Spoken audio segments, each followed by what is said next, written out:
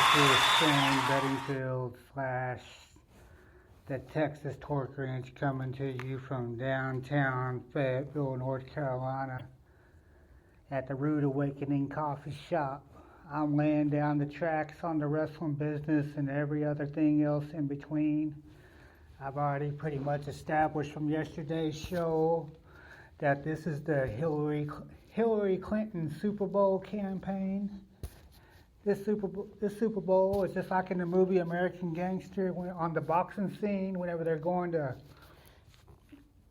he's going to investigate Frank Lucas. It ain't about the event. It's about who's at the event. It's about who's funding the event in the Super Bowl. This is the Hillary Clinton Super Bowl. I'm telling you the truth. It ain't about the event. It's about the agenda of the event. I'm laying down the tracks as it is today. So, with that being said, I got that out of the way. Let's analyze AJ Styles' debut, and let's put this side by side with Stone Cold Steve Austin's WWE run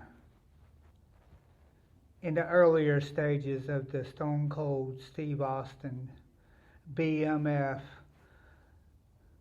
WWF / WWE run.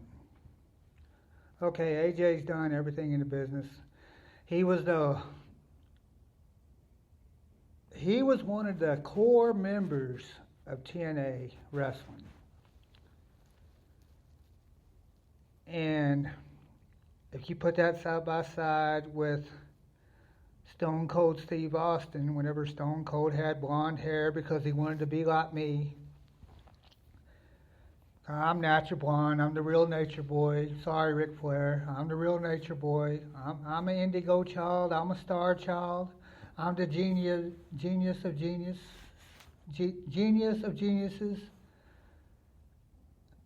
I'm the creator of the creation. I am the rapper who is not on the crapper. Okay, back to what I'm saying before I get off on a tangent. You put that side by side. When Stone Cold came into the WWE, a lot of people said that he was possibly the best worker in the business. Now, granted, he did get hurt. The neck injury, and everybody knows in the wrestling business, when you get hurt, sometimes you start doing some of your best work because it forces you to do stuff that you're not used to doing, and you have to do other things to get over. Because the whole business is about getting over. You can sit there and argue, oh, this guy ain't a good worker, this guy ain't a good worker, and all this and all that. You got guys like overanalyzing stuff. Nowadays, wrestling fans, I'm going to tell you this. Vince McMahon, Triple H, and Stephanie McMahon / Levesque, whatever her last name is, they hypnotize you by the teleprompter when you go to the live shows on what to do. So you really don't know if you're over or not.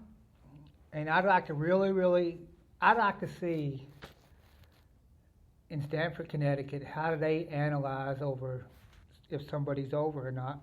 Because you can't go off T-shirt sales, because T-shirt sales falls under the peer pressure thing. So, in other words, if your friend's buying a T-shirt and you're at a WWE event, it's going to entice you to buy a T-shirt, or possibly the same WWE superstar. So that's a false analysis right there. The minute by minutes can be a false analysis because WWE and their poor job of writing shows, they let promos go on forever. I thought a couple years back, there was 2 Raws where they had literally 2 45-minute promos. And there was no shut up and wrestle chants. So in other words, the WWE / Illuminati had you hypnotized into doing exactly what they wanted you to do. You went along with the show. Now the people that are watching at home probably got up and got a beer. And a couple years back, 3 or 4 years ago, I was probably sitting at the Alibi down in Lenore, North Carolina, looking at some fine hottie from Happy Valley, North Carolina, because I probably got bored of the show. So every time they did a promo like that, I probably got up and left. But then again, I walked out of a show in Lenore that had a couple of legends on the show before, so that ain't the first time that happened. So back to the AJ Styles thing. The big question now is, and I raised this on Facebook, is will the WWE kill AJ Styles as a worker? Well, right now, you got a bunch of athletes, Cesaro, Dolph Ziggler, which AJ Styles could be a good thing for Dolph Ziggler, because it could make Dolph Ziggler sort of step up his game, but I don't know how AJ Styles dresses whenever he goes to social events, because I guarantee you this, if he will put on a suit and dress like a regular human being at the Hall of Fame deal this year, there's a good chance that he will be the WWE's World Heavyweight Champion. You know, and they'll do it the same way they do everything else in the wrestling business. They'll first give him the U.S. title, which I'm projecting that he will have the U.S. title in a matter of a month, because they don't have crap right now. So, and that New Day deal, that's only going to last until eventually that angle's going to get played off probably within the next 2 months, because they're coming across like a bad hip-hop / Ray Charles show. I wish they were blind, because they'd probably do a better job on their promos. So, with that being said, like I said, if AJ doesn't get hurt, and he will play the game right, and playing the game right means dressing right at social events, they have no choice to put him over. Right now, you're at probably looking at the worst set of gimmicks in WWE history. Back whenever they had Hillbilly Jim and all those guys that Bruce Pritchard made up, you know, he was sort of forced to do, Bruce Pritchard was forced to do.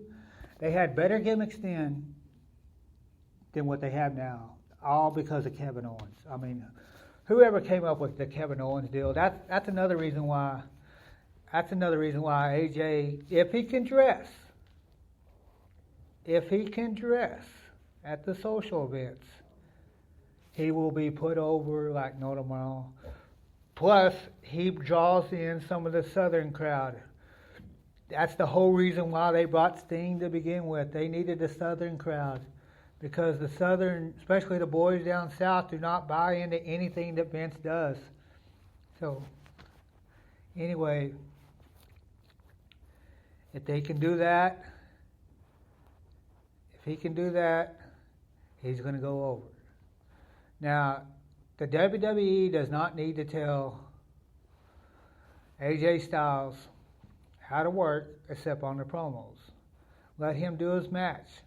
Let him take some of these. I mean, this Tyler Breeze guy, he was like, his WWE run lasted about as long as a fart, depending on what you ate at night, the night prior. If it was a long fart or a short fart, or it was a bean fart. That was about how long Tyler Breeze's push lasted. It was terribly set up. I don't know whose grand idea that was. I mean, there was quite a bit they could have done with it. The whole selfie stick was a good idea. And the only thing about the selfie stick was that you couldn't sell it. So if the WWE was smart on the selfie stick deal, they would have got some company to come in, or they would have did something where they could start selling their own selfie sticks, but they didn't. So because of it, they killed Angle, they killed him, and he's done. He's probably down in NXT, because the only thing about NXT is you cannot sell merchandise on the merchandise level of sales is not the same as Raw. So, with that being said, it comes back to the AJ Styles thing. Now, whenever I saw AJ come out, he came out with a hoodie on. Well, the WWE needs to hurry up and get a hoodie designed, and they need to do it in a hurry. They need to make 1,000 of them so they can test run them.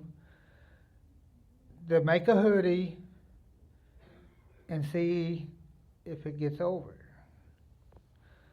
Because now, granted, the only thing about the hoodie thing is Dolph Ziggler wore a hoodie and CM Punk wore a hoodie. So, if they can't do that, I know,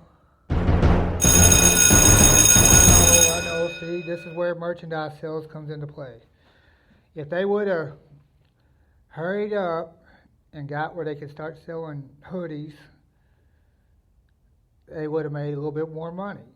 But see, the whole catch right now with the WWE is they're more worried about the network, because not all the fans are still connected up to the network. If you go look at the WWE network on Google Play, you get a sort of a runaround about it. So they need to fix that. Their programmers need to fix their app a little bit better. They need to shapen up on their merchandise sales as a whole. I don't know what goes on at those meetings. I don't know if they hold their merchandise meetings in topless bars or what, but they need to fix that. So, with that being said, the WWE has a chance to make a lot of money with AJ Styles because he pulls the Southern crowd in. If they do something with him and Dolph Ziggler, and maybe AJ Styles can teach Dolph Ziggler how to dress at social events instead of dressing like a bad skateboarder who just got done wrecking. Who the hell shows up wearing tennis shoes, especially the style of tennis shoes that he had on at a WWE Hall of Fame event?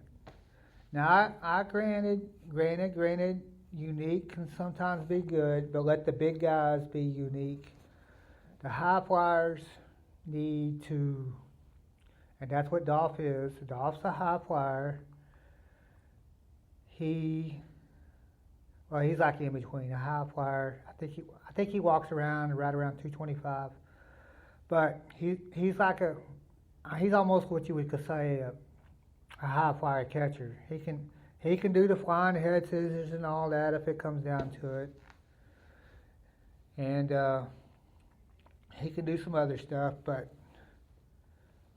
if it comes down, if they would put AJ and Dolph together with a good manager, which they ought to bring, this may be one time they ought to bring Jim Cornette back and put them two with Jim. That's what they really ought to do. That was revolutionary. That was a thing that you had to do. All right, WWE. Did you hear that? Did you hear that, WWE?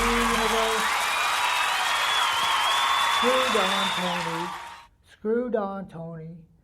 Bring Jim Cornette back to manage Dolph Ziggler and AJ Styles.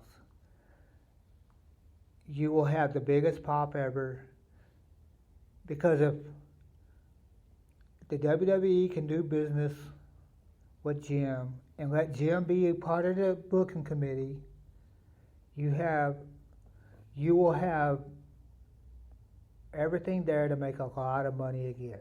Now, I've already told you that, and maybe Jim will be smart enough to tell them to do something with Natty and Charlotte, which is they're just basically, If one of them two get hurt, they have killed themselves on making a ton of money because everything's there. That is the perfect storm right there. But also, if you put AJ and Dolf together and let them do something with the Wyatts every now and then, and go out and have them to go out and teach New Day actually how to work. Kofi's all right. Big E's got a lot of work to do though, and I don't even know the other guy's name, and that shows you how well he's over with me. But if they will go out, put them with the Usos, put them with the old Ascension, put them with everybody, and then you got this Fiend Balor guy, which he looks all right cosmetically. I don't know how good he is. I told you the key on the whole WWE show is that on the television shows, almost every match is on Titan time because they're rushed. They're rushed because of the promos overextend themselves. Next thing you know, every match is tightened up, and they're rushed. They can't sell like they need to do. They can't get their little glory moments in their matches. So, okay, back to the Stone Cold deal. Reason why I compared that to him, AJ to him, was Chris Youngblood walked into a WWE locker room in Emerald, Texas, back in the early 2000s and told Stone Cold, "You used to be like Luthez." At WCW, Stone Cold did, which nobody never does anymore because everybody's stupid. He did a sunset flip off the top rope as a finish, which is beautifully done. When it's done perfect, when it's done, it's the most perfect ending ever. Can't do it out every night, but Stone Cold, Stunning Steve, or whatever he was wrestling by in WCW, was going back to what made the business back then. Then he gets signed by the WWE. Then it's like he forgets everything he knew. So, with that being said, then all you indie guys out there, that sunset flip off the top rope, it's a nice change up. And all you indie promoters out there that think you actually have a clue, don't book your shows around a big finish all the time. You got to keep the people honest when it comes to the false finishes. You got to have a match finish on a false finish at least once or twice a night. If not, you're a bigger idiot than you don't have a clue on the business, because you got to keep the people honest. So whenever you do go for a false count, buzz alert. Now get this thing buzzing when I'm getting ready to say. When your workers go for a false finish in the middle of the match, you got to keep the crowd honest enough so when they go for it, they actually think it's actually has a possibility of being a finish. So 2 and 3 matches a night has to have a false finish. In other words, small package, schoolboy, something. Because if you don't do that, you're trying to do what the WWE does, and you don't have good enough athletes to do it. See, the WWE gets you thinking, ever since Jake the Snake Roberts, this is what they done. Everybody was looking for Jake to do the DDT. The whole match was built around the DDT, but everybody forgot about all the great work that Jake did on the build up to the DDT. But literally, he used to have the people in his hands, and he had them hypnotized waiting on the DDT. So he could tease that, he could do whatever. And because of that, WWE, as of today, has everybody waiting on the big finish. Stone Cold Steve Austin was also that way with the Stunner. Had everybody waiting on the finish. If it wouldn't been for Jake, Stone Cold, or John Cena and his finish,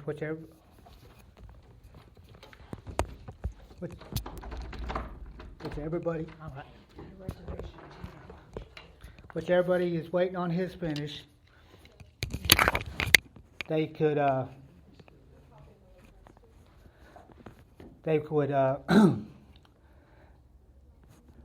have a great show if they live off the false finishes. Okay, that was enough for me.